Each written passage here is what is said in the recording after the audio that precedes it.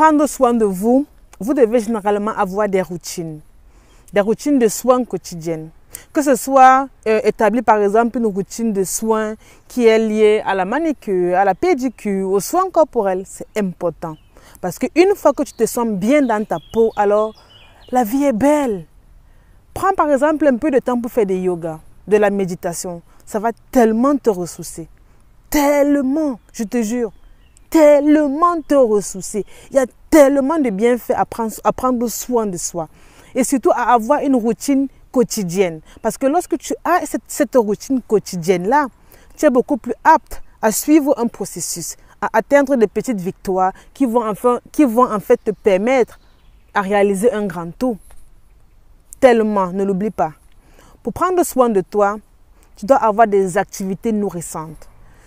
Tu peux par exemple décider de t'engager dans des activités qui t'intéressent toi.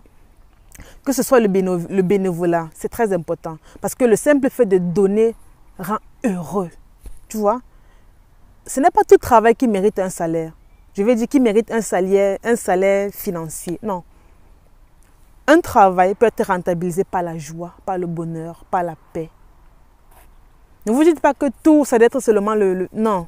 Lorsque vous faites du bénévolat, ça vous apporte tellement de bien parce que vous voyez à quel point vous rendez les autres heureux. Vous voyez à quel point vous apportez de la valeur aux autres. C'est tellement magnifique, c'est superbe. Au-delà de ça, même, vous pouvez décider de faire par exemple des randonnées.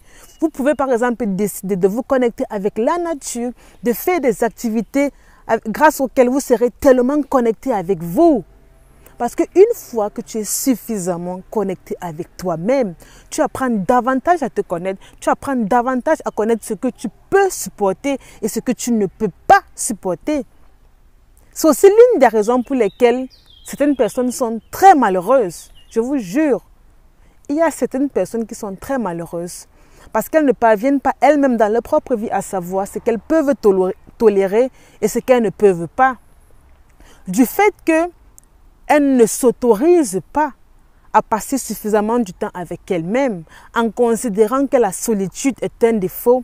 Alors elles font tout pour se mettre dans du n'importe quoi, pour forcer les relations, pour poursuivre les gens, pour s'agripper comme ça aux gens, pour ne pas se sentir seul. Alors si prochainement ça t'arrive, n'oublie pas que c'est important de faire les activités que tu aimes. Si tu aimes faire du sport, alors va courir, va faire ton sport. Si tu aimes faire les courses, je ne t'encourage pas à aller dépenser ton argent, mais va faire même les lèches-vitrines. Ça va rincer tes yeux. Même les lèches-vitrines là sont bien aussi. Les lèches-vitrines sont très bien. Va même aussi les faire. Comme ça, tu t'autorises à ce moment-là de rêver. Tu vas un peu rêver pendant un bon bout de temps. C'est bien pour les neurones. Ça va te rendre un peu heureux, bien heureuse. Fais des activités avec lesquelles tu connectes tellement. Que tu connectes tellement, que ce soit l'art, l'écriture, je ne sais pas, peu importe ce que tu aimes tellement faire, mais surtout qui ne nuit pas aux besoins d'une autre personne, alors fais-le. Fais-le. Parce que ça va davantage t'inspirer. À travers cela, tu vas te sentir davantage créatif, authentique. Quoi de mieux? Quoi de mieux? Quoi d'idéal? Pour prendre soin de soi, tu dois avoir une pause de bien-être. Ouais. Les pauses de bien-être, ça existe. Ça existe. On ne dit pas pause de téléphone. Hein. Je ne parle pas de pause de téléphone. Les pauses de bien-être. Donc, par exemple, vous pouvez décider que durant votre journée comme ça, là, il y a un temps où vous n'êtes pas sur les réseaux, où vous ne faites rien. Vous êtes juste assis là ou bien juste couché là. Vous décidez d'aller où vos pensées vous amènent. Juste ça. C'est une pause de bien-être. Parce qu'on est tellement habitué à courir qu'on n'a pas le temps de s'asseoir et de réfléchir vraiment à soi. Réfléchir vraiment à ses propres objectifs, à ses propres aspirations. En fait, on n'a pas vraiment le temps de ça. La pause de bien-être. Vous aussi, par exemple, dire, ok, va faire une marche de 15 minutes. Va juste marcher, peu importe où tu pars. En fait, marche seulement. Ça va te faire beaucoup de bien. Juste marcher. En fait, ça va te faire tellement de bien. Tellement. Tu vois que, par exemple, lorsque tu as ta pause, tu restes seulement assise là. Toute la journée, tu es assise. C'est comme ça que tes os commencent comme ça à se dégrader, à perdre de leur substance. à perdre de calcium. Tu vois? Donc, quand tu as un peu de temps, tu vois, à ta pause, ne reste pas assise. Lève-toi même si c'est pour 5 minutes, c'est une pause de bien-être. Tu vas te rendre compte que ça va facilement te ressourcer lorsque tu es assise. Lorsque tu es assise, ton sang ne circule pas rapidement, alors que lorsque tu marches, tu oxygènes de la tête jusqu'aux pieds. Et à partir de ce moment-là, tu commences à mieux réfléchir parce que ton cerveau est oxygéné. J'espère qu'on se comprend. Pour prendre soin de toi, tu dois avoir une alimentation bien équilibrée. Je ne te demande pas de manger que les aliments industrialisés, que les fritures, que les chocolats, le sucre. Tu sais, tu peux aussi manger ta nourriture préférée, mais en diminuant la quantité. Si tu vas sur ma chaîne, tu vas te rendre compte qu'à chaque fois que je mange, pas à chaque fois, mais généralement quand je mange, je filme pour vous montrer ce que je mange, comment je me nourris et pour vous montrer comment je mastique les aliments. Je prends le temps, c'est important. On m'a déjà dit un jour que je mange comme la fourmi. Ouais, que je mange comme la fourmi. Que, tu sais, attendez, il faut que je boive un peu d'eau.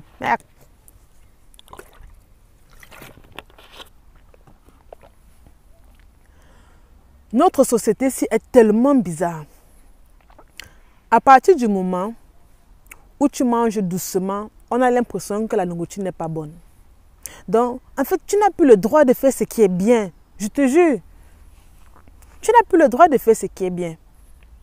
À partir du moment où tu décides de prendre ton temps, de mâcher, d'apprécier la nourriture que tu manges, d'être là, dans le moment présent, ne pas forcément être discret en causant au téléphone, en lisant des livres, des journaux, en regardant la télévision, que ce soit des films et tout.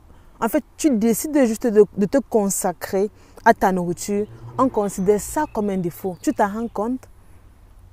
On considère ça comme un défaut. C'est pathétique, non? Alors que manger doucement est bien pour la santé. Tu manges doucement, on te dit que la nourriture est bonne dans ta bouche.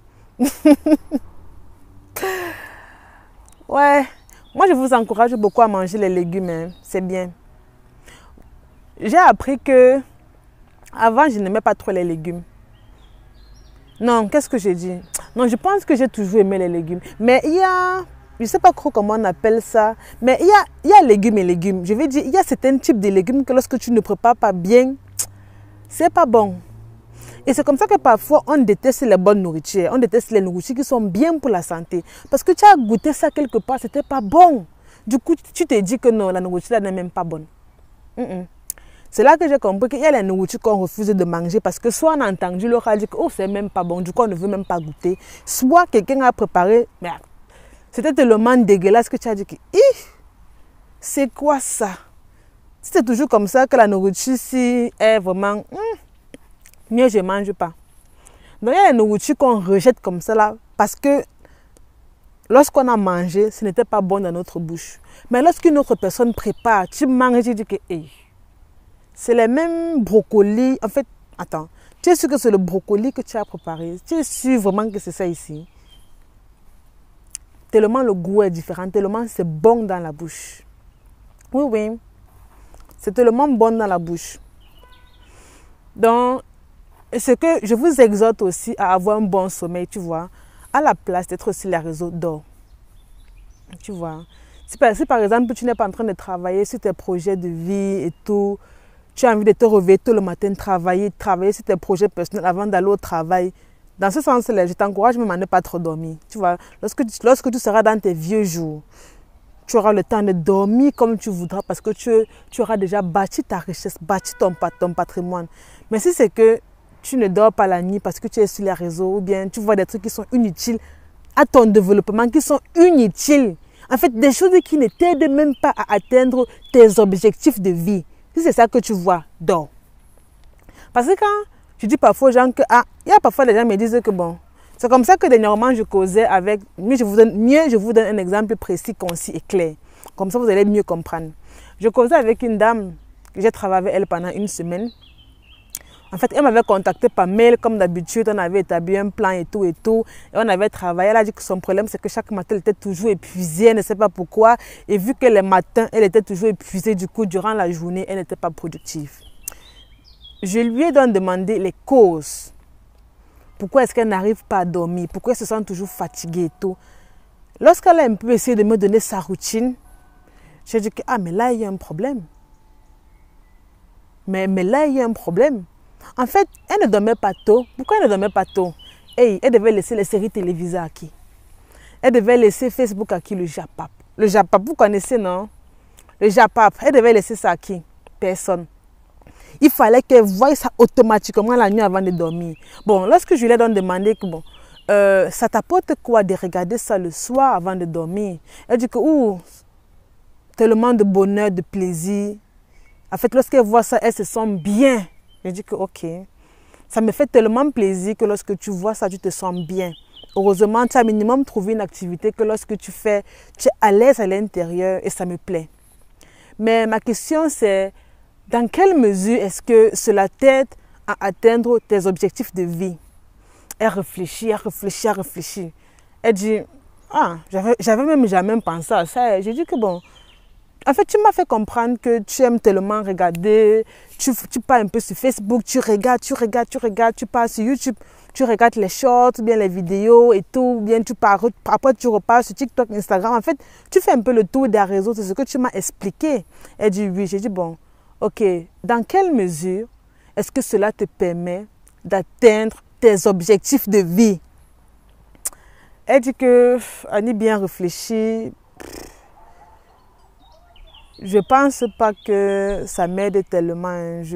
En fait, elle doutait d'abord de sa réponse. Elle dit que je ne pense même pas. J'ai dit que bon, tu ne penses pas ou bien ça ne t'apporte rien.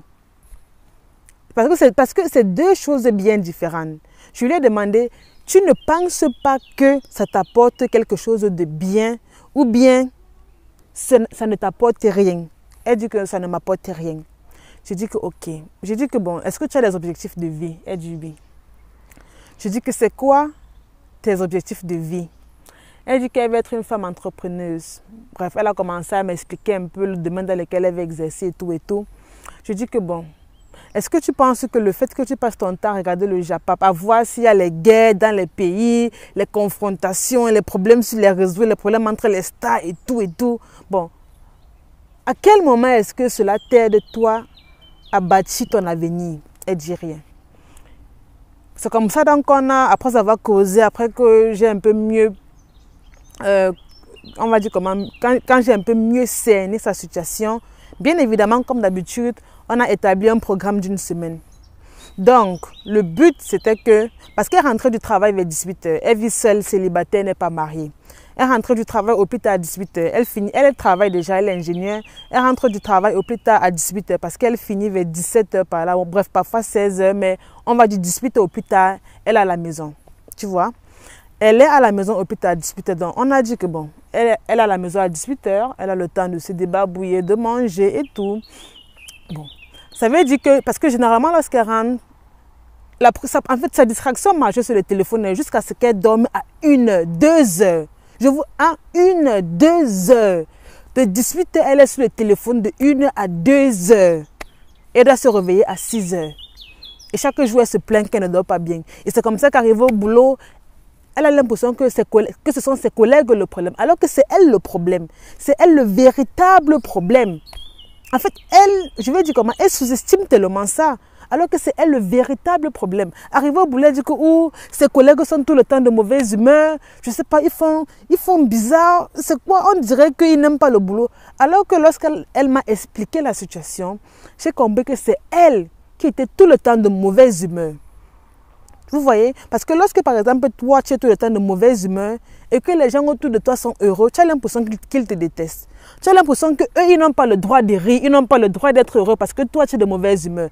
Parce que tu as dormi la nuit à 2 heures. Tu étais en train de regarder le Japap, les trucs sur la réseau. Bref, je comprends que ça te fait plaisir, mais au-delà de ça, ça t'apporte quoi? Rien. Heureusement, c'est elle-même qui a dit rien. Donc, du coup, on a commencé à travailler. Bref, comme j'ai dit, j'ai cerné sa situation. On a commencé à travailler. On a commencé à travailler lundi. Donc, bref, comme d'habitude, c'était 4 appels. L'appel, c'était lundi, mercredi, vendredi, samedi. Ah, waouh, en faisant comme ça, j'ai ressenti... attends. Bon, ça ne fait plus. Je ne sais pas ce qui s'était d'abord passé. Ouf. Du coup, on a travaillé lundi, mercredi, vendredi, dimanche. Voilà. Je pense que j'ai d'abord dit samedi, je voulais dire dimanche. Lundi, mercredi, vendredi, dimanche. Parce qu'il faut toujours un certain intervalle, quoi. Comme ça, le suivi est mieux adapté. Lorsqu'on a travaillé, on avait prévu qu'elle devait dormir au plus tard à 23 heures. Au plus tard à 23 heures. Et que dorénavant, lorsqu'elle devait rentrer chez elle, elle devait se reposer, faire ce qu'elle veut faire, mais avant de dormir, travailler minimum sur ses projets. 1 heure minimum. Si elle n'a même rien fait, elle devait travailler 1 heure de temps. 1 heure. Juste 1 heure. Parce qu'elle m'a fait comprendre que même au boulot, elle est tout le temps avec son téléphone. Déjà, voilà, quand elle travaille, elle a toujours son téléphone avec elle. Vous voyez? Donc, c'est comme si en gros, elle faisait H24 sur son téléphone, quoi. Donc, vu qu'elle m'avait dit que bon, au boulot, elle peut avoir son téléphone, elle peut manipuler son téléphone comme elle veut et tout. J'ai donc dit que bon, à la place de travailler sur ton projet lorsque tu rentres le soir, minimum 1 heure de temps, tu vas travailler minimum 2 heures. Soit tu vas décider de travailler sur ton projet quand tu vas rentrer le soir, ou bien tu vas décider de te réveiller le lendemain beaucoup plus tôt pour travailler. Comme ça, tu auras la mémoire bien fraîche avant d'aller au boulot. Et pour te lever le matin, travailler avant d'aller au boulot, il faut que tu dormes tôt pour pouvoir aussi te lever tôt. On était bien d'accord. On était très bien d'accord là-dessus. Lundi, elle rentre du boulot, elle commence à s'ennuyer. Pourtant, on avait bien établi ce sur quoi elle devait travailler. Lundi, bref, je vous raconte ce qu'elle m'a dit lundi soir. Lundi soir, elle dit que lorsqu'elle est rentrée du boulot, elle s'est ennuyée. Elle a dit que bon, aujourd'hui c'est le dernier jour qu'elle manipule encore un peu son téléphone comme elle veut aujourd'hui. Et après, elle va commencer à suivre le programme comme on a planifié. Je lui ai dit que non, en fait, tu ne le fais pas pour moi. Hein. En fait, ne pense pas que tu le fais pour moi. En fait, de base, je t'aide. Je ne sais pas si on se comprend. De base, je t'aide parce que tu suis mon contenu. Tu m'as contacté parce que tu avais une problématique. Et vu que tu es venu sur ma chaîne, ça veut dire que tu me faisais confiance. Ça veut dire que tu recherchais une certaine valeur. Alors, je me sens obligée de t'aider. Tu vois, je me sens obligée de t'aider parce que c'est normal. En fait, je veux dire, ton temps est tellement précieux que si c'est que tu viens sur ma chaîne, c'est parce que tu recherches quelque chose d'extraordinaire, de nouveau. Je ne sais pas comment dire ça, mais tu veux avoir un truc de nouveau sous la main. Pas vraiment du déjà entendu. Je ne sais pas si on se comprend. Donc, c'est ce que je lui ai dit. Elle dit que non, en fait, qu'elle avait vraiment prévu, quand en fait qu'elle est rentrée du boulot, elle voulait en fait vraiment faire autre chose, mais elle a commencé à s'ennuyer. Elle dit que c'est brutal, hein. Que j'ai rentré du boulot, moi j'étais habituée que à partir du moment où je me suis à laver, là j'ai mon téléphone entre mes mains. Et du coup, le simple fait que je devais changer tout, c'était un peu dur. En fait, après lui avoir fait comprendre que ce qu'elle fait, ce n'est pas pour moi, c'est pour elle, c'est pour son bien-être. Je veux juste qu'elle puisse avoir conscience de sa vie, de ce qu'elle veut atteindre. Je veux qu'elle ait conscience de sa vie, des objectifs sur lesquels elle travaille et ses aspirations. Je veux juste qu'elle croie en ça et qu'elle s'y donne, qu'elle se sacrifie pour les atteindre. Bon, lorsque je lui ai fait comprendre, elle dit que bon, que non, elle va essayer. J'ai dit que non, avec moi, on n'essaye pas. Avec moi, on fait de son mieux. Tu vois, parce que je t'accorde de mon temps. Tu vois, et mon but, ce n'est pas que je manque quoi faire de mon temps. Je considère juste que je dois t'aider, je dois t'apporter de la valeur que tu mérites. Tu es une personne extraordinaire, tu veux avancer, tu veux évoluer. Le fait que tu m'aies contacté, que tu aies eu minimum l'idée d'avancer est une très bonne chose. Et je veux t'encourager dans ce sens-là. Moi, je travaille uniquement avec des gens qui ont conscience de ce qu'elles veulent atteindre. Pas des gens qui vont venir me blaguer, pas des gens qui vont venir dire que bon, on fait après au milieu du truc, on dit que j'arrête. Non, avec moi, on ne sait pas. Il n'y a pas d'essai avec moi. Tu fais de ton mieux. Tu fais autant que tu peux. Avec moi, c'est comme ça. Si de base, tu ne peux pas me garantir que tu vas faire de ton mieux, alors je suis désolée. En fait, c'est moi qui t'aide. Mais là, à ce moment-là, je t'ai dit clairement que je ne peux pas travailler avec toi. Je suis capable de te conseiller certaines personnes qui font aussi dans le même domaine que moi. Je te conseille d'aller travailler avec ces personnes-là parce qu'avec moi, ce n'est pas possible. Soit tu fais de ton mieux, soit on ne travaille pas ensemble. C'est comme ça avec moi. Mais après, il me dit que, comment ça, je peux la recommander de travailler avec une autre personne? J'ai dit que oui, je vais bien t'aider, mais je ne veux pas t'aider et perdre de mon temps. En fait, je ne veux pas que toi et moi, je ne veux pas que chacun perde de son temps. Je veux que le temps que l'on travaille ensemble soit un temps précieux. Tu vois, je veux que ce soit un temps précieux, que ce soit un temps rentabilisé. De la même façon que je ne veux pas que tu perdes ton temps, c'est de la même façon-là que je ne veux pas perdre de mon temps. Alors, si c'est que tu veux perdre ton temps, si tu veux juste essayer, je te recommande des partenaires de travail avec qui tu peux travailler, ou bien des youtubeurs comme ça que je connais en passant, tu vois. Je te recommande d'aller travailler avec eux. Si tu veux, il n'y a pas de problème. Mais avec moi, malheureusement, ce n'est pas possible. Elle a dit que ok, elle a compris, qu'elle fera de son mieux. J'ai dit que super. Mardi, bref, parce qu'on communique 4 fois la semaine, on a communiqué lundi, mercredi arriva. Mercredi, elle m'a dit que bon, mais que mardi, lorsqu'elle est rentrée à la maison à 18 h. À 19 h ou plus tard, elle s'était déjà lavée, elle avait déjà mangé. Elle allait sur les réseaux maximum 1 heure de temps. Il était déjà 20 h lorsqu'elle allait. Bref, elle allait sur les réseaux jusqu'à 20 h. Et elle a travaillé sur ses projets de 20 h à 22 h. Elle s'est sentie tellement productive. Et le lendemain, lorsqu'elle s'est réveillée, elle était tellement de bonne humeur. Arrivée au travail mercredi, ses collègues lui ont demandé mais pourquoi tu es tellement heureuse comme ça? Qu'est-ce qui s'est passé dans ta vie? Du jour au lendemain, tu arrives au travail, tu souris. En fait, on sent comment les choses ont changé dans ta vie. Qu'est-ce qui s'est passé et tout. Elle dit que, qu'est-ce qui s'est passé comment? En fait, qu'est-ce qui devait se passer? Ma vie est toujours comme elle est. Ses collègues disent que non. Il y a un truc qui s'est passé dans ta vie, il faut nous dire. Elle dit que rien ne s'est passé. En fait, après, ses collègues demandent que bon, tu as donc fait quoi hier? Qu'est-ce qui te rend heureux? C'est quoi? Qu'est-ce que c'est? En fait, tu vois, lorsque tu arrives au boulot, tu as un autre mood. Tu vois, imagine, durant des années, bien durant des mois, tu venais toujours le matin avec la mine froissée. Subitement, un jour, tu arrives en étant, tu fredonnes, tu marches, tu fredonnes. Ses collègues disent que, aïe! C'est comme ça que ses collègues demandent que, tu as seulement fait quoi hier nuit pour que ce matin tu arrives, ou bien tu as fait quoi ce matin pour que tu arrives, tu sois rayonnante et tout. Elle dit que, j'ai fait quoi? Je suis rentrée hier, j'ai mangé, je me suis lavée, j'ai mangé, j'étais sur les réseaux. Après, j'ai un peu travaillé sur mes projets. C'était tout. Ses collègues disent que c'est seulement ça. Elle dit oui. Elle dit que, et tu as fait quoi ce matin? Elle dit que, non. Comme hier, j'ai dormi vers 22 h, 22 h 30. Je me suis réveillée ce matin à 6 h. Donc, en fait, j'ai rattrapé mon sommeil depuis beaucoup de temps. Sa collègue dit que c'est forcément parce que tu as tellement bien dormi. Parce que, habituellement, quand tu arrives, maman pour te dire même souvent bonjour, on a seulement peur. Hein. Après, elle dit même que, bon. En fait, c'est à ce moment-là qu'elle constate que, donc elle arrivait tellement de mauvaise humeur comme ça au travail. Bon, c'est ce qu'elle m'a raconté mercredi soir. Parce que généralement, on cause le soir, tu vois, pour qu'elle puisse avoir le temps de vivre sa journée et pour qu'on puisse en parler le soir. Vendredi, on a retravaillé. Vendredi, elle m'a dit que bon, jeudi, ça allait. Jeudi, elle a travaillé. Et vendredi, bon, en fait, jeudi, elle a travaillé 1 heure le soir avant de dormir. Et elle avait prévu se réveiller le lendemain pour travailler 1 heure avant d'arriver au boulot. Mais elle est un peu paressée. Et qu'elle s'en excuse. En fait, je lui ai encore fait comprendre que j'apprécie. En fait, ce que je lui ai dit, c'est quoi? C'est que j'apprécie tellement tes efforts. J'apprécie en fait tellement le fait que tu veux devenir une personne meilleure. J'apprécie tellement le fait que tu veux arriver au boulot en étant de bonne humeur. J'apprécie vraiment le fait que tu veux avoir des nuits extraordinaires. J'apprécie tellement ta personne parce que minimum, tu veux faire quelque chose de positif dans ta vie, tu veux apporter du positif dans ta vie, tu veux changer les choses, tu veux te sentir beaucoup mieux. Et ça, j'adore. Et je ne peux que t'encourager dans ce sens-là.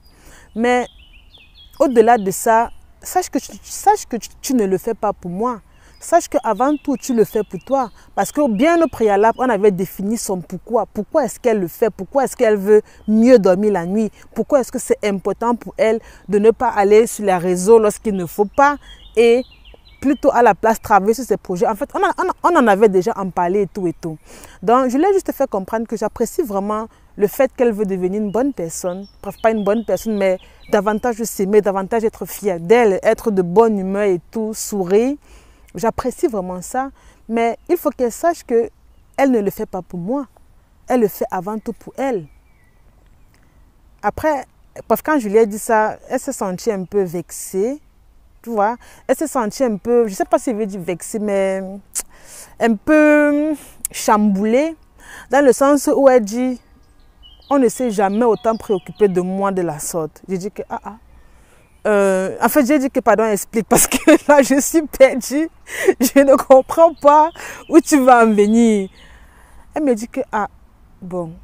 Elle me dit que, ce qui est fou, c'est que je ne la juge pas, que je ne la réprimande pas du fait qu'elle n'a pas pu travailler, du fait qu'elle s'est délaissée. En fait, que je ne la réprimande pas, je ne la rabaisse pas, je ne la juge pas.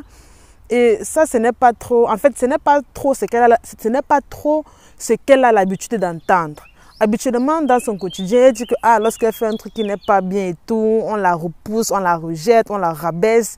Et du fait qu'à chaque fois, rappeler quelqu'un, je la rappelle seulement que, bon, ce que tu fais, c'est pour toi. C'est comme si dans sa tête, ça sonne autrement. Genre, c'est comme si elle avait fait des lustres sans écouter ça. Et elle a donc commencé à me remercier que waouh, que en fait, au début, je me disais que bon, tu le fais uniquement peut-être parce que tu manques quoi faire de ton temps, genre mode. Je dis que non, je ne manque pas quoi faire de mon temps. Je veux juste rentabiliser ton temps parce que tu m'as contacté, c'était pour un but précis. Alors, à moi de t'apporter la valeur que tu recherches. Je fais de mon mieux pour t'apporter la valeur que tu recherches. Et sache que le progrès que tu fais, tu ne le fais pas pour moi. Tu vois, que tu parviennes à atteindre cela ou pas, je ne peux que te souhaiter beaucoup de courage. Je ne peux que t'encourager. Et mon but, mon objectif, mon souhait, c'est que tu puisses atteindre les objectifs que tu t'es fixés. Mais pour ça, tu dois comprendre une seule chose, que ce que tu fais, tu ne le fais pas pour moi, tu le fais d'abord pour toi. Parce que, tu vois, tu as ta vie, j'ai ma vie, chaque personne a son parcours. Chaque personne traverse différentes difficultés, chaque personne traverse différentes, on dit ça comment, chaque personne vit des situations différentes, voilà. Donc, si tu te dis que tu le fais pour moi, à chaque fois, tu ne donneras jamais le meilleur de toi parce que tu voudras toujours faire les choses pour faire plaisir aux gens. Et c'est un truc que je te déconseille fortement. À partir d'aujourd'hui, je sais que tu as été habitué à agir pour faire plaisir aux autres, agir pour ne pas être jugé parce que dans ton quotidien, on te rabaissait tellement, on te prouvait à quel point tu n'étais pas extraordinaire et tout. Et je ne suis pas là. En fait, ce n'est pas mon but. Mon but, ce n'est pas de te rabaisser.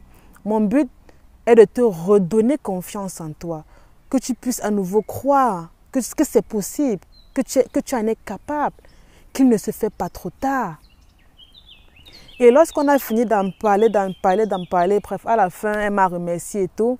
Et samedi, on n'a pas téléphoné, bien sûr, on a retéléphoné dimanche. Elle m'a dit que bon, samedi s'est bien passé et qu'avec les conseils que je lui ai donnés, elle est tellement convaincue qu'elle va enfin prendre sa vie en main, arrêter de se focaliser sur ce que les autres vont penser d'elle et être juste fière d'elle. Et après, je lui ai dit, le dernier exercice que je t'offre est de te placer devant ton miroir et de te demander pardon, tu vois. Ou bien, si tu ne veux même pas te placer devant ton miroir, prends une feuille, prends un stylo, assieds-toi, éloigne-toi de toutes les distractions possibles, de tous les bruits possibles. Mets-toi juste à écrire. Mets-toi juste à écrire. Tu ne t'imagineras pas peut-être le nombre de pages que tu écriras. Mais mets-toi juste à écrire. Dis-toi que tu te pardonnes, tu vois. Dans tout ce que tu veux écrire, tu te demandes pardon à toi. Peu importe le domaine ou bien l'aspect dans lequel tu as dû t'offenser, peu importe. Tu peux par exemple écrire je me pardonne parce que toutes ces années je me suis rejetée. Je me pardonne parce que toutes ces années j'ai cru en l'autre. Je n'ai pas osé être moi. J'ai toujours fait passer les autres avant moi. J'ai toujours passé des journées désagréables à cause de moi. En fait, lorsque tu écris cette lettre-là, tu écris une lettre à toi-même, une lettre d'excuse. Et lorsque tu vas écrire cette lettre-là, tu ne rejettes la faute sur personne. toute la faute doit retomber sur toi. Parce que lorsque la faute retombe sur toi, tu endosses cette responsabilité-là. Et à ce moment-là, tu es plus conscient des progrès que tu dois faire. Et c'est comme ça que notre séance s'est terminée.